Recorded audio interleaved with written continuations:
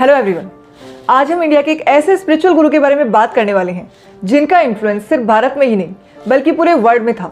और ये इन्फ्लुएंस किस हद तक था, इसका अंदाजा हम इस बात से लगा सकते हैं कि आज उनकी डेथ के 35 साल बाद तक भी वो रेलेवेंट बने हुए हैं।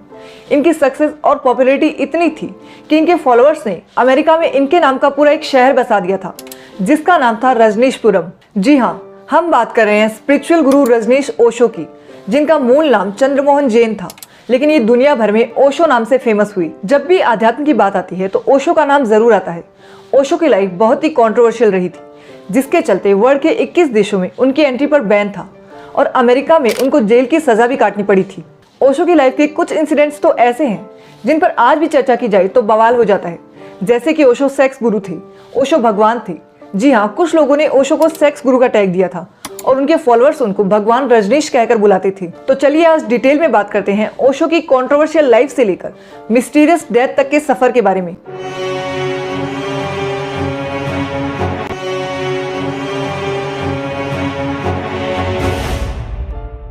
सबसे पहले ओशो की अर्ली लाइफ के बारे में बात करते हैं। ओशो का जन्म 1931 में मध्य प्रदेश के रायसेन जिले में हुआ था और इनका असली नाम चंद्रमोहन जैन था, लेकिन इनके फैमिली मेंबर्स इनको रजनीश कहकर बुलाते थे। ओशो कुल 11 बहन भाई थे और इनके पिता एक कपड़े के व्यापारी थे। लेकिन ओशो अपने बाकी भाई बहनों से बिल्कुल अलग थे, क्योंकि बचपन में ओशो अपने परिवार से अलग रहे थे। दरअसल 7 साल की उम्र तक ओशो अपने नानी के घर पे रहे थे, जहाँ पे इनको हर तरह की फ्रीडम दी गई थी, स्कूल जाने से लेकर सोच विचार करने तक की। और इन चीजों का असर ओशो के विचारों में भी दिखाई देता है जब वो बच्चों पर बात करते हैं। ओशो कहते हैं कि बच्चों का विकास स्वतंत्र रूप से होने देना चाहिए। और फिर जब ओशो बड़े हुए तो 1955 में उन्होंने अपनी बीए की पढ़ाई कंप्लीट की।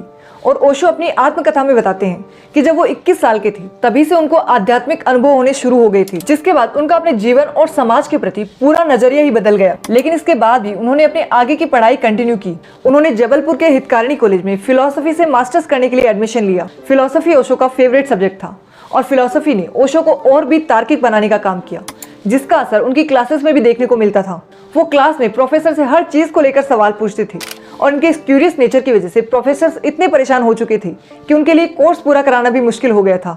और उनके इसी नेचर की वजह से प्रोफेसर ने कॉलेज प्रिंसिपल को ये तक बोल दिया कि या तो कॉलेज में ओशो रहेंगे या तो वो खुद।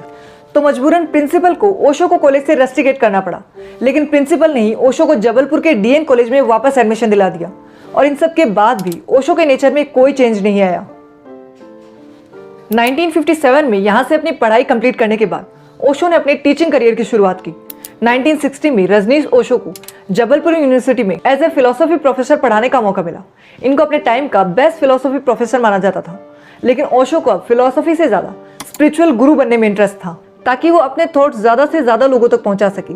और इसके लिए वो अलग अलग जगह पर शिविर लगाकर लोगों को धार्मिक कुरीतियों और राजनीतिक मुद्दों पर खुलकर बात किया करते थे। ईयर 1966 के आसपास ओशो ने अपनी टीचिंग जॉब छोड़ दी और फुल टाइम एक स्पिरिचुअल गुरु बन गए। अब ये देश भर में अलग अलग जगह जाकर अपनी स्पीचेस देने लगे और इन स्पीचेस में अलग अलग मुद्दों पर खुलकर बातें की, जिसकी वजह से बहुत सारी कंट्रोवर्सीज भी हुई। और इन कंट्रोवर्सीज की वजह से ओशो को बहुत ज्यादा पॉपुलैरिटी भी मिली।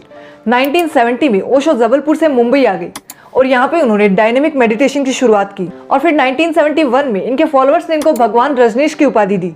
अब ओशो के फॉलोअर्स बहुत तेजी से बढ़ रहे थे।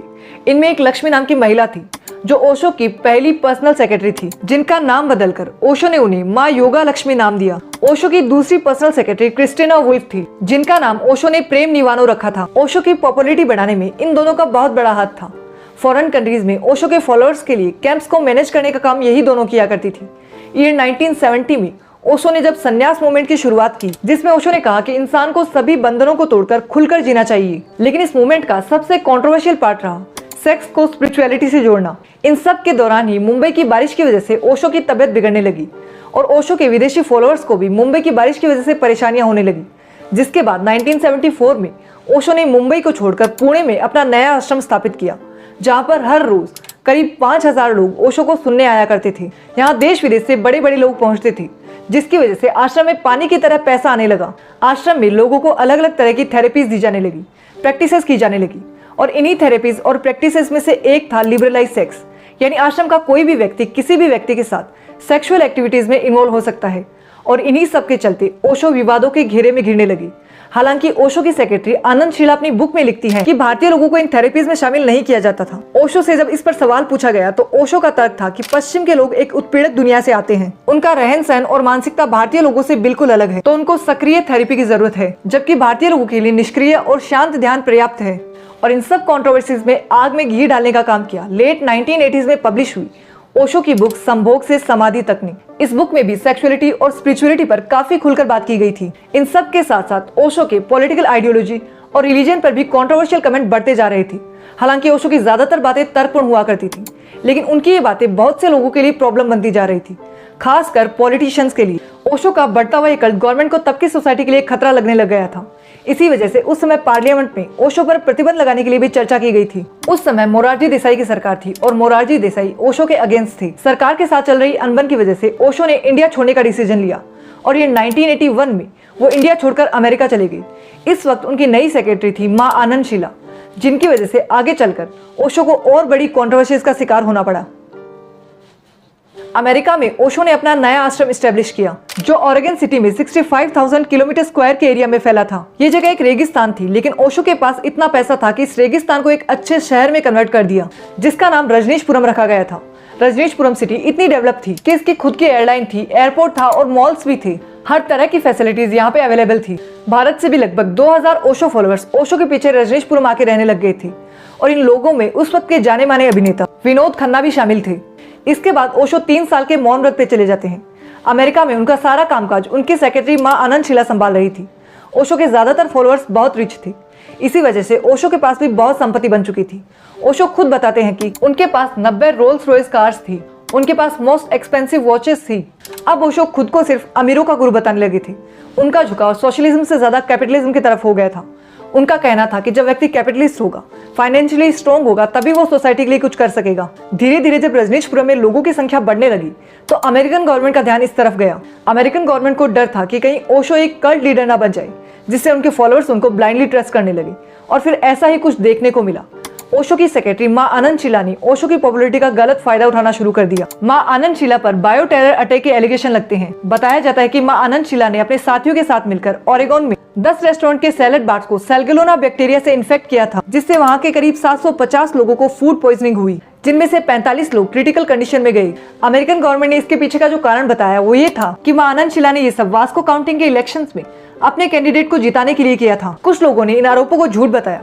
लोगों का मानना था कि ओशो पे कोई एक्शन लिया जा सके, इसके लिए ये प्रोपोगेंडा रचा गया था। ओशो से जब इन सब पे सवाल किए गए तो ओशो का कहना था कि उन्हें इन सब के बारे में कोई जानकारी नहीं है।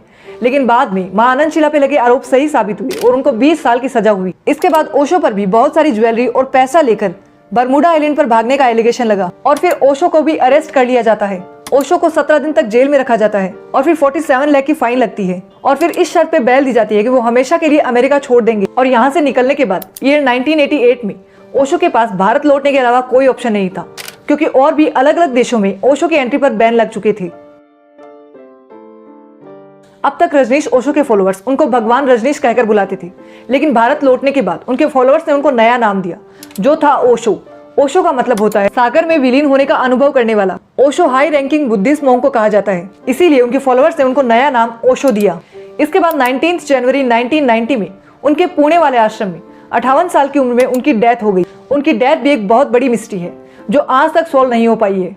बताया जाता है कि जब ओशो बीमार हुई तो उनके पर्सनल रेगुलर डॉक्टर को ना बुलाकर बाहर से किसी डॉक्टर को बुलाया गया था और उनके लास्ट टाइम में उनकी फैमिली को, उनकी माँ को भी उनसे नहीं मिलने दिया गया था। बताया जाता है कि जब ओशो अमेरिका की जेल में थी तो उनको स्लो पॉइजन दिया गया था और ओशो ने खुद भी ये बात बताई थी। कुछ लोगों का ये भी कहना है कि उनकी ढेर सारी बुक्स और वर्क से जो रॉयल्टी आती है उसके लालच में लोगों ने उनकी हत्या कर दी थी। लेकिन ओशो की डेथ की मिस्ट्री आज भी अनसॉल्व है और आज भी मुंबई हाईकोर्ट में ये केस चल रहा है।